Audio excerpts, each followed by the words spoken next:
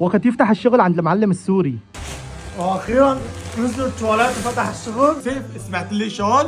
فتح الشغل. ايه والمعنى نديم. هلا بتشوف ايش بده يسوي لك فيه خويك نديم. روح له خويي نداب روح. معلم ابو سجار، انا ويوسف تركنا الشغل بطلنا. لك ليش ايش في وهالشغل ها؟ سيستمك كله متشرك، لا رواتب مثل العالم ولا دوام. خلص اذا كرمال الاجره زودت لكم. لا اذا هيك ابرو، بس سمعني ايش قد زودت لي مشان اعرف اشتغل ولا لا. خلص زودت لكم كل واحد 1000 ليره. شو؟ خيو انا زلمه بطلت. قوم يوسف. خيو بدنا كل واحد زياده 2000 نحن.